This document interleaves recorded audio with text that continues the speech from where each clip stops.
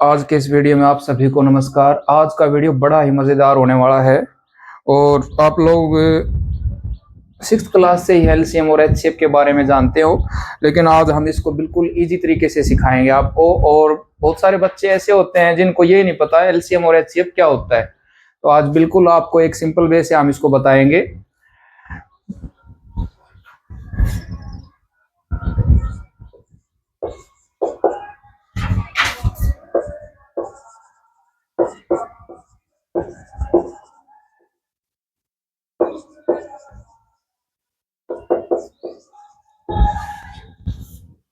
तो जो एलसीएम होता है बेटा, उसको हम बोलते हैं least common multiple. Least common multiple, और हिंदी में इसको बोलेंगे हम लघुत्तम समापवर्त्य। और इसी प्रकार जो आपका एचसीएफ है, अब बहुत सारे बच्चे हैं ना, ये दोनों चीज एक ही यूज करते थे, इनको ये नहीं पता है एम और एफ अलग अलग है। यहाँ अब हिंदी में भी अलग अलग है ये। इसका मतलब होता है हाईएस्ट कॉमन फैक्टर, और इसको बोलते हैं हम महत्तम समापवर्तक। ये देखो दोनों अलग अलग है। यहाँ ये है एलसीएम लीस्ट कॉमन मल्टीपल, यानी कि लघुत्तम समापवर्त्य, और यहाँ है एचसीएफ हाईएस्ट कॉमन फैक्टर महत्तम समापवर्तक। यहाँ क्या दे रखे है आपको, यहाँ है अपवर्त्य और यहाँ है अपवर्तक। इन दोनों में फर्क है। ये जो है ना, ये गुणज है, ये गुणज है, यानी कि मल्टीपल है, ये गुणज है। और यहां जो फैक्टर दे रखे है ना, ये क्या होगा, गुणनखंड होगा। इन दोनों में ये फर्क है। तो आप सभी को क्लियर हो गया। एलसीएम जो है वो लीस्ट कॉमन मल्टीपल है, इसको हिंदी में बोलते हैं लघुत्तम समापवर्त्य, यानी कि ये गुणज है। और ये है एचसीएफ हाईएस्ट कॉमन फैक्टर महत्तम समापवर्तक। ये क्या है एलसीएम, जब आपके पास दो या दो से अधिक संख्याएं दे रखी हैं, उनका जो सबसे छोटा कोई गुणज है जो उनसे सभी से भाग हो जाए, सबसे छोटा। जो दो या दो से अधिक संख्याएं हैं उनमें जो सबसे छोटा गुणज है, उन सभी को ये लगा ले भाग हो जाए, वही क्या होगा, एलसीएम होगा। इसी प्रकार जो एचसीएफ है वो क्या होगा, ये सबसे बड़ा गुणनखंड है। सबसे बड़ा गुणनखंड है जो भी आपके पास दो या तीन संख्याएं दे रखी है, उनका सबसे बड़ा गुणनखंड है, जिससे वो संख्याएं भाग हो जाए। अब देखो हम इसके एग्जांपल लेते हैं, जैसे फिर 12 छके 72, 12 साते 84, और इस प्रकार से आगे। ये देखो ये क्या है, इसका गुणज है, ये मल्टीपल है किसके, 12 के। 12 है, 24, 36, इस प्रकार से है। और जो अगला है वो क्या हो गया, 60 है। अब 60 के क्या क्या हो गए, 60 हो गया, 120 हो गया, और क्या हो गया, 180 हो गया, ये होगा। अब आपने, मैं एलसीएम निकाल रहा हूं पहले, एलसीएम अभी मैंने बताया है।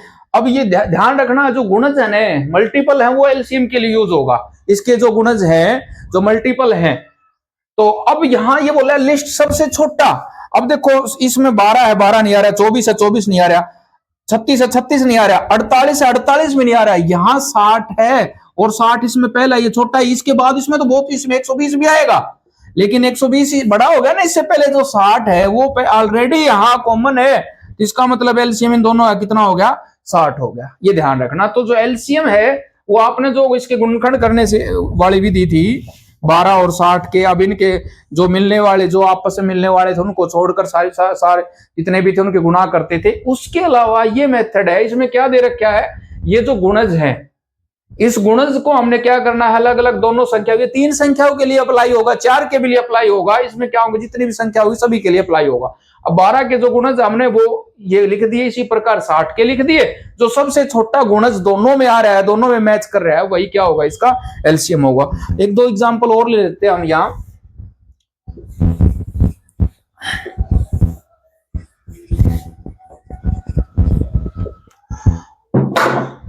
अब आपके पास जैसे मैंने एक 15 ले लिया और दूसरा ले लिया 35, ये लिया।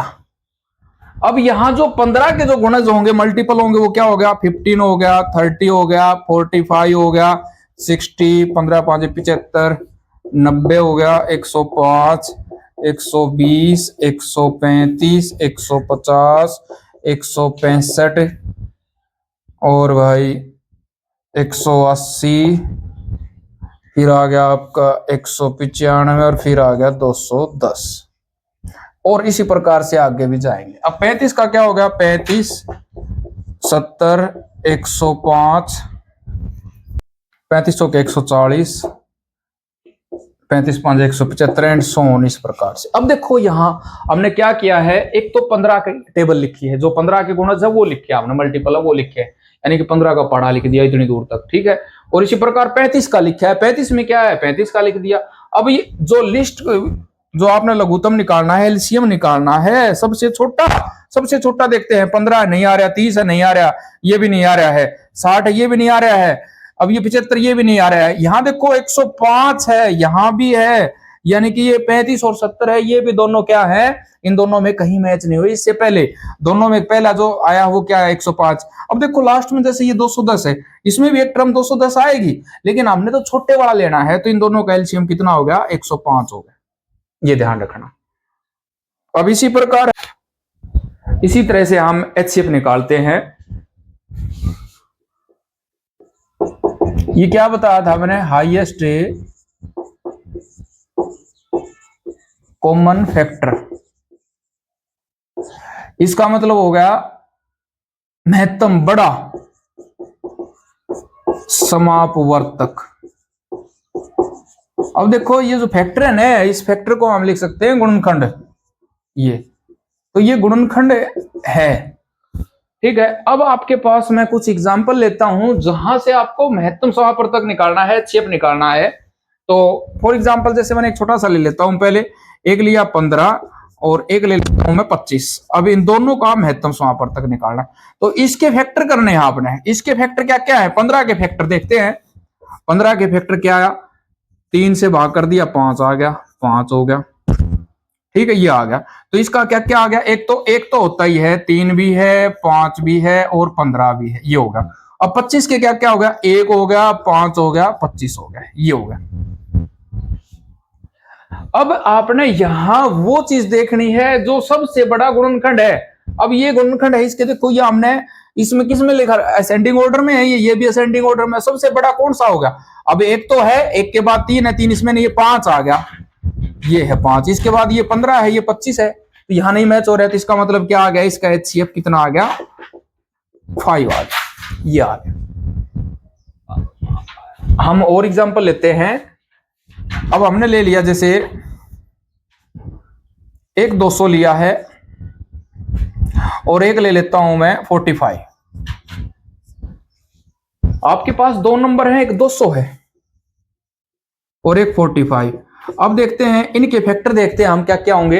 अब 200 क्या क्या होगा, 1 होगा, 2 होगा, 4 होगा, 5 हो गया, 10 हो गया, 10 के बाद 20, 40, 50, 100 और 200, ये आ गया भाई, ये इसके फैक्टर है सारे, ये देखो सारे इसके फैक्टर हैं। और इसी प्रकार इसके फैक्टर क्या क्या होंगे, इसके फैक्टर हो गए 1 हो गया, फिर 3 आ गया, फिर 5 आ गया, 9 आ गया और ये आ गया। अब यहां ये देखना है, इसमें सबसे बड़ा हाईएस्ट कॉमन फैक्टर कौन सा आया है।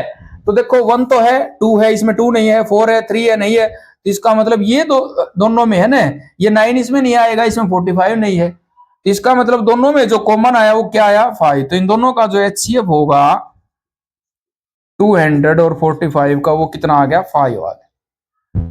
तो ये मेथड आपके लिए काफी इजी है और आपको पता भी लग गया होगा आज महत्तम समापवर्तक और लघुत्तम समापवर्तक में क्या अंतर है। क्योंकि बहुत सारे जो बच्चे होते थे ना, वो यहाँ मार खाते थे इसमें लिखने में भी, ये अपवर्तक होता है और जो वो लघुत्तम समापवर्तक होता है, लघुत्तम समापवर्तक ये होता है।